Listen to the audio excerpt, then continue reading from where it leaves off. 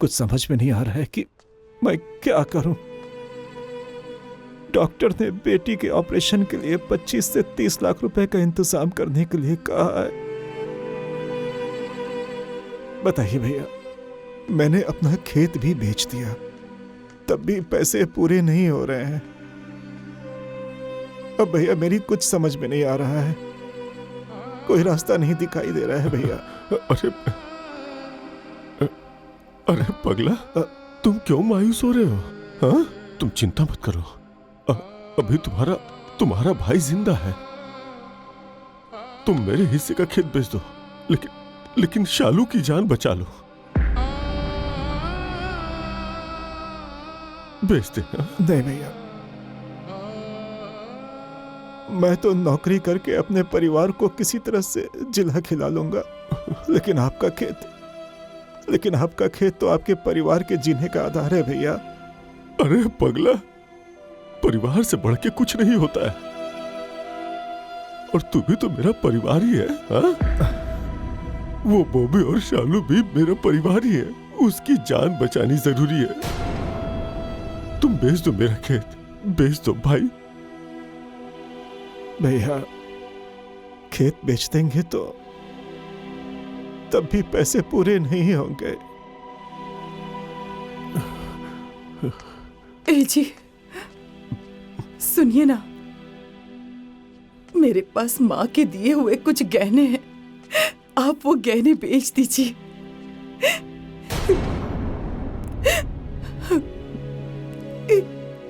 और हमारी बेटी की जान बचा लीजिए।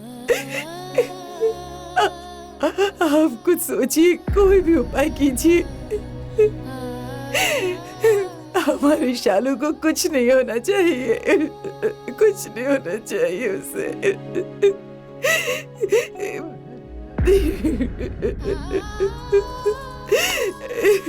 बेचारी बच्ची, इसने किसी का क्या बिगाड़ा था?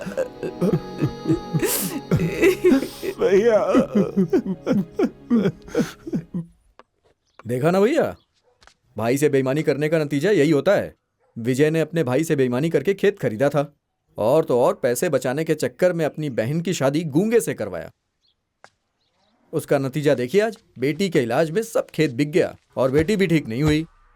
इसीलिए कहा जाता है जब पैसे आते हैं ना तो गुमान नहीं करना चाहिए। अरे भाई, आपने वो कहावत नहीं सुनी है, खेती उपजे अपने कर्म से और पुत्र बढ़े पिता के कर्म से। तो माँ बाप के कर्म संतान को भुगतने ही पड़ते हैं ना। देखिए, आप लोग जल्दी से पैसों का अरेंजमेंट कीजिए, क्योंकि मरीज की हालत ठीक नहीं है। अगर लेट करेंगे तो मेरी कोई जिम्मेदारी नहीं, कुछ भी हो सकता है उसे। ठीक है?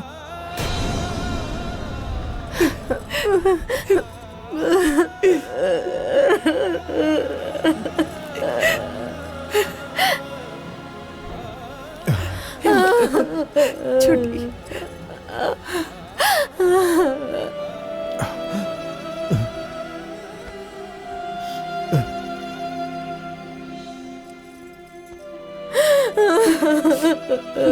भैया भैया, भाभी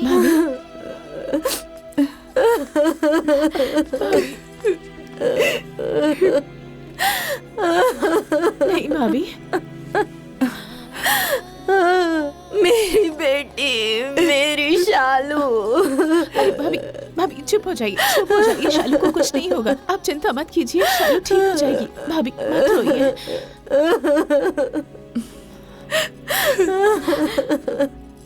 शांत हो जाइए भाभी, शांत हो जाइए। मैंने तुम दोनों का सम्मान कभी नहीं किया, कभी बेटियों की तरह प्यार नहीं किया। आज इसीलिए भगवान मुझसे मेरी बेटी छीन रहे हैं। नहीं भाभी, अरे भाभी शांत हो जाइए, क्या नाप शनाप बोल रही हैं आप? भाभी भाभी सुनिए, भाभी शांत हो जाइए, बात है ना? हाँ?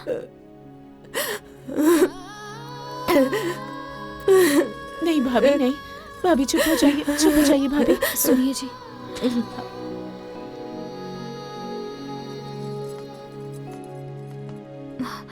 भैया अब भैया ये लीजिए।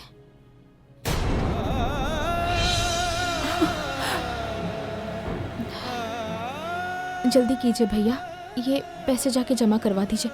जाइए आप। शालू का ऑपरेशन करवाइए और देखिएगा शालू ऑपरेशन के बाद बिल्कुल ठीक हो जाएगी। बड़े भैया जाइए, साथ जाइए।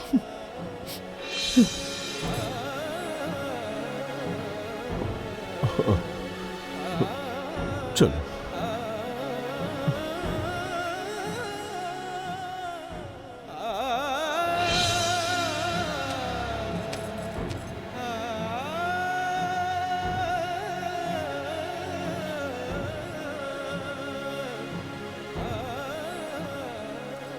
जल्दी जाइए भैया, जल्दी। चलो। ए जी, आप भी भैया के साथ जाके ऑपरेशन की तैयारी करवाइए।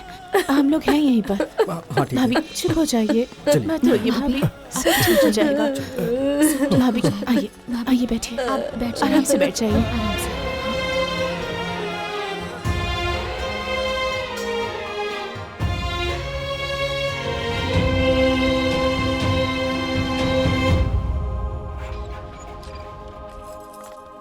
डॉक्टर साहब,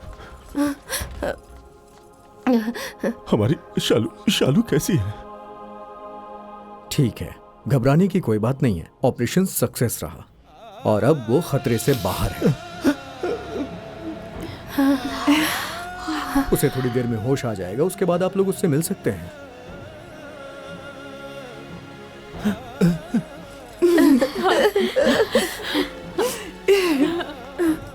क्यों घबरा रहे थे? सब ठीक हो गया।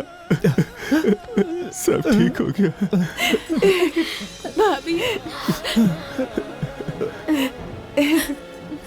ए बेटी, तुम दोनों मेरी बेटी की जिंदगी में ना भगवान बनकर आई हो। तुम दोनों का ये एहसान मैं जिंदगी भर नहीं भूलूंगी, कभी नहीं भूलूंगी, कभी नहीं भूलूंगी, कभी नहीं भूलूंगी।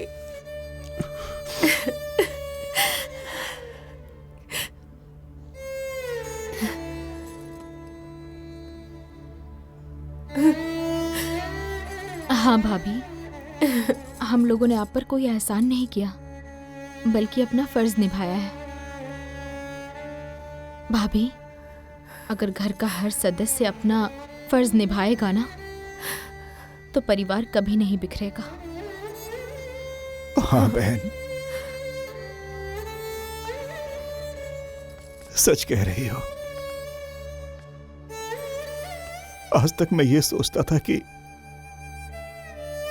पैसा ही सबसे बड़ा होता है, लेकिन आज पता चला कि परिवार से बढ़कर कुछ नहीं होता है।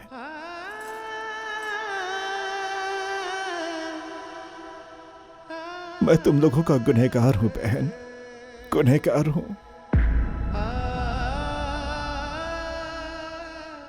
जिस हाथ पे बहन अपने मान सम्मान और मर्यादा की रक्षा के लिए राखी बांधती है, उसी हाथ से तुम लोगों को अलग कर दिया बहन। भाई बहन के मर्म को नहीं समझ पाया। मैं तुम लोगों का गुनहगार हूं, गुनहगार हूं मैं। अरे भैया शांत हो जाइए, ये क्या कर रहे हैं आप? जाने दीजिए। आप हमारे भाई हैं, और भैया कोई भी बहन अपने भाई को मजबूर नहीं देख सकती, अपने भाई की आंखों में आंसू नहीं देख सकती, क्योंकि हर बहन अपने भाई से बहुत बहुत प्यार करती है।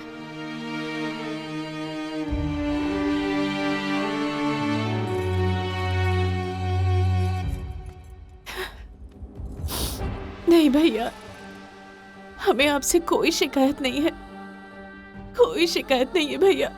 नहीं भैया।